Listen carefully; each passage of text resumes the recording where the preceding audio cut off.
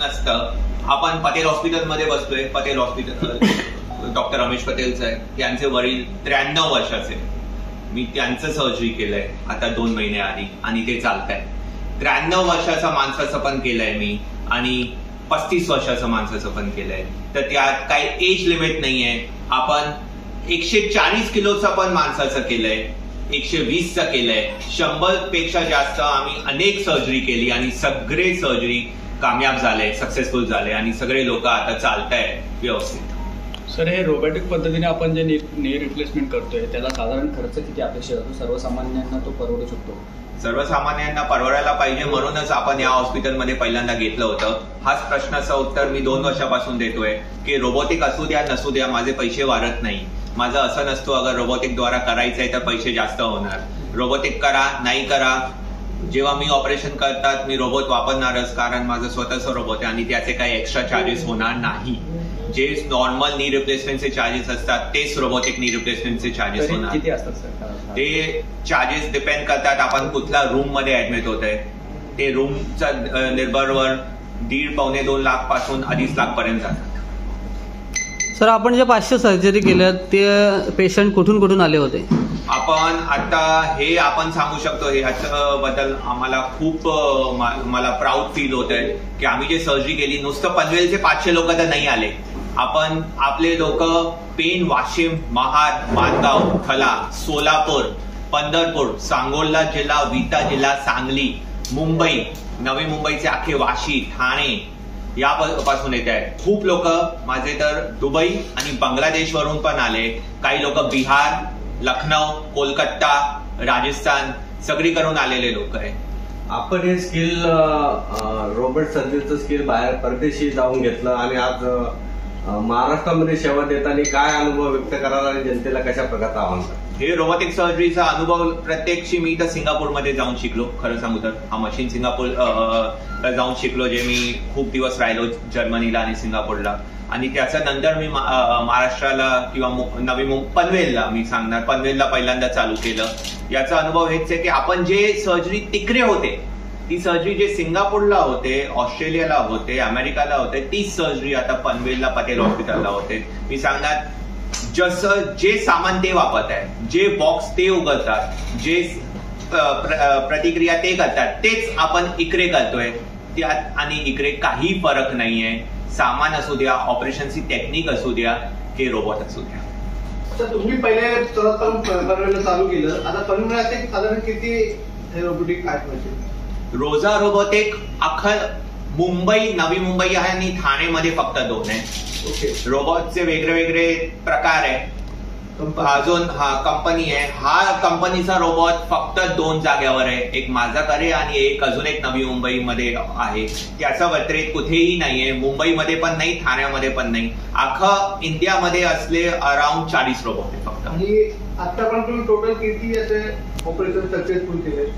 आता robotic surgery सांगायला गेलो तर 500 पेक्षा जास्त झाले आणि नॉन रोबोटिक सर्जरी मोजली आणि माझा अनुभव मोजलं तर अराउंड 2,500 सर्जरी झाले. रोजा रोबोटिक 550 झाले. रोजाचं वेगळं पण असं काय? रोजामध्ये असं आहे, रोबोटमध्ये वेगळं म्हणताय की रोजामध्ये वेगळं म्हणताय? तर त्याचं असं आहे की जे रोजा रोबोट बनवलंय त्यांनी खूप मेहनत करून 10 वर्ष सायंटिस्टनी त्याच्यावर लावलंय. त्याच्यावर प्रिसिजन आलंय. आता आपण बघू शकतोय की हे जे रोबोट आहे त्याच्यावर असं ट्रॅकर लागतं की हे कॅमेरा पकडते आणि जेव्हा हे कॅमेरा पकडते तेव्हा एक्झॅक्टली समजतो की आपला गुडघा कुठे आहे आणि तो 0.5 mm आणि 0.5 डिग्री एवढं परफेक्शननी, एवढं प्रिसिजननी मला सांगतो की आपण अर्धा डिग्री सुद्धा इकडे तिकडे होऊ शकत नाही. अर्धा मिलीमीटर म्हणजे केस बारीक जसं पण चूक होऊ नाही शकत हाडाला आणि स्नायूला काय करताना. एवढं परफेक्शन आणि एवढं एक्युरेसी आणायला खूप टेक्नॉलॉजी लागते, खूप AI लागतो, खूप मेहनत लागते आणि एवढं टेक्नॉलॉजी त्यांनी आणली आहे की आपण अर्धा मिलीमीटर आणि अर्धा डिग्री बरोबर एक्युरेसी आणतोय. त्याचा फायदा असा होतो की सर्जरी करताना मला जे ऑपरेशन करायचा चिरा आहे ते कमी द्यावा लागतो, कारण रोबोट स्वतः सांगतो मला कुठे आहे बरोबर, तिकडे काम करा.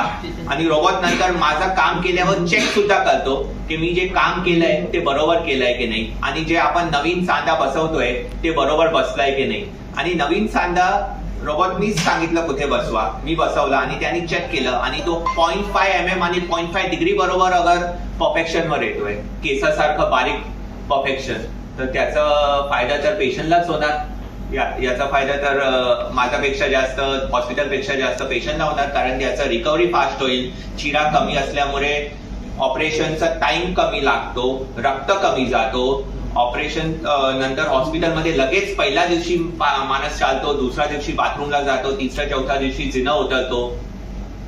ऑपरेशन नंतर इंजेक्शन कमी लागतात, औषधाचे पैसे वाचवतात, सगळ्याचा फायदा पेशंटलाच. जर पाहायला गेलं तर ग्रामीण भागामध्ये रोबोटिक सर्जरीची जनजागृती नाही, पण शहरी भागात बहुतांश लोकांना याबाबतची कल्पना असते. एकूणच ग्रामीण भागातील किंवा शहरी जनतेला कशा प्रकारचं आपण आवाहन करा? मी सांगणार हा प्रश्नाचं उत्तर असं आहे की मला पण असं वाटायचं जेव्हा मी आधी सर्वात 2015 मध्ये पनवेलला पहिली सर्जरी केली.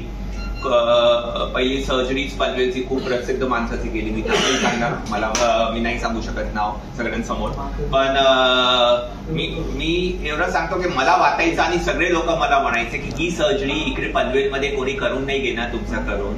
आणि कारण याचं जे एक्सेप्टन्स म्हणतो आपण अंग्रेजीमध्ये, आणि त्याचं जे बिलीफ आहे, याच्यावर विश्वास आहे सर्जरीवर, अजून लोकांचा झाला नाहीये. पण मागच्या 10 वर्षाचा अनुभव मी एवढं सांगू शकतो पनवेलमध्ये की माझ्याकडे लोक मानगाव थला जिकडे रस्ता पण पोहोचत नाही, 4 व्हीलर पण जात नाही, नुसतं तुम्हाला तिकडे बसमध्ये जाऊन नाहीतर रिक्षामध्ये जायचंय नाहीतर बाईकवर जायचंय, एवढं ग्रामीण भागातून मंडलगड पासून, थलापासून, गोरेगाव पासून सगळी करून पेशंट आले आणि त्यांनी करून घेतलंय. तर मी सांगणार ग्रामीण विभागामध्ये या सर्जरीचा उपयोग आहे आणि लोकांची प्रक्रिया पण चांगली आहे. इन्शुरन्स पॉलिसी सरकारला त्याचा लाभ घेता येतो का? इन्शुरन्स पॉलिसीमध्ये लाभ घ्यायला येतो. मी सांगणार माझे अगर 500 सर्जरी केली आहे तर त्याच्यापेक्षा 400 सर्जरी तर इन्शुरन्स मध्येच झाले आणि इन्शुरन्स पास करतो हा सर्जरी सगळं. शासकीय योजनेतून हे शस्त्रक्रिया करण्यात येते. शासकीय योजनामध्ये असं आहे की आपण अजून जे शासकीय योजना आले त्याचा प्रायव्हेट हॉस्पिटलला त्यांनी अजून परवानगी दिली नाहीये की तुम्ही वापरा. पण ऍट द सेम टाइम सरकारी हॉस्पिटलमध्ये जे सायन्स याच्याकडे सगळं शासकीय योजना होऊ शकत आहेत आणि त्याचा लाभ लोक घेत आहेत. आमच्याकडे जास्तीत जास्त जे मुख्यमंत्री फंड आहे, सीएम फंड म्हणतो, याचा करून लाभ घेऊ शकतो, पण प्रॉपर योजनाचा लाभ अजून प्रायव्हेट हॉस्पिटलला भेटतो. तर राज्य शासनाकडनं काय आपली प्रमुख मागणी आहे का की अशा उपक्रमांना, अशा रोबोटिकला प्राधान्य देण्यासाठी सरकारने काही उपाययोजना करणं गरजेचं आहे का? जसं त्यांनी सांगितलं की शासकीय योजना ज्या आहेत ज्यात आपण प्रायव्हेट हॉस्पिटलला पण अगर लागू झाले तर लोकांना जास्त फायदा होईल.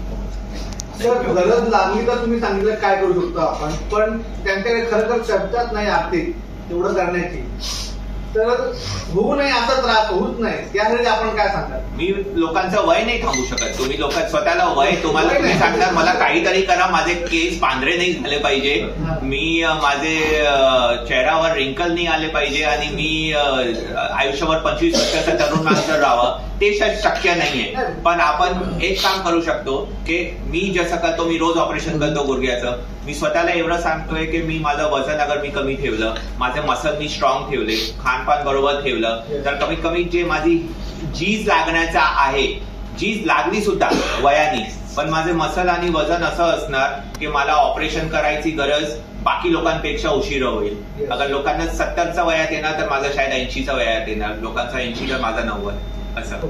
तर ते करू शकतो आपण. आजपासून एक्झॅक्टली 2 वर्ष आधी 9 नोव्हेंबर लगभग 2023 ला पहिला रोबोटिक नी रिप्लेसमेंट केलं होतं पनवेलचं, रायगडचं. तेव्हा ही पहिली मशीन होती पनवेलची, रायगडची, जे आपण आणलेली पटेल हॉस्पिटल पनवेल इकडे. तेव्हा पहिला सर्जरी झालं होतं 9 नोव्हेंबरला. आज 2 वर्ष झाले. खूप लोकांना याचा अनुभव घेतलाय. आज 2 वर्षांनी आज 500 सर्जरी संपले आणि हे जे 500 सर्जरी संपले रोबोटिक नी रिप्लेसमेंटचे, हे दिस इज द फर्स्ट टाइम महाराष्ट्रामध्ये पहिलं हॉस्पिटल आहे ज्यांनी हे 500 सर्जरी संपवले. आणि 500 लोक प्रसन्न झाले आणि याचा चांगला अनुभव घेतलाय. रोबोटिक नी रिप्लेसमेंट सर्जरी ही खूप कॉमन झाली आहे आता. खूप लोकांना याचं गरज लागते. खूप लोकांना गुडघ्याचा त्रास असतो, गुडघ्याला झीज लागते. पण सगळ्या लोकांना हेच भीती असते की ऑपरेशन सक्सेसफुल होणार, ऑपरेशन नंतर मी चालणार, ऑपरेशन नंतर माझा पाय वाकणार की मी पथारीवर बसून राहणार आणि मी काय करू नाही शकणार. पण या सर्जरी नंतर जसं आपण करतो सबफास्टस नी रिप्लेसमेंट रोबोटिक रोजाद्वारा, याच्यानी पाय वाकतो, सरळ होतो, पेशंटचा पाय एक सगळं मुवमेंट करू शकतो, जिना चालू शकतो, बाईक चालू शकतो, कार चालू शकतो, सगळे स्वयंपाक, मार्केटचे काम, घरचे काम, ट्रेनमध्ये प्रवास, बसमध्ये प्रवास सगळं शक्य असतो. या ऑपरेशनमध्ये जेव्हा पेशंट ऍडमिट होतो त्याचा ऑपरेशनच्या दिवशीच आपण पेशंटला चालवायचा प्रयत्न करतो आणि दुसरा किंवा तिसऱ्या दिवशी पेशंट घरी जातो. हे सगळं चांगले उपयोगी पडतं रोबोटिक नी रिप्लेसमेंट मधून.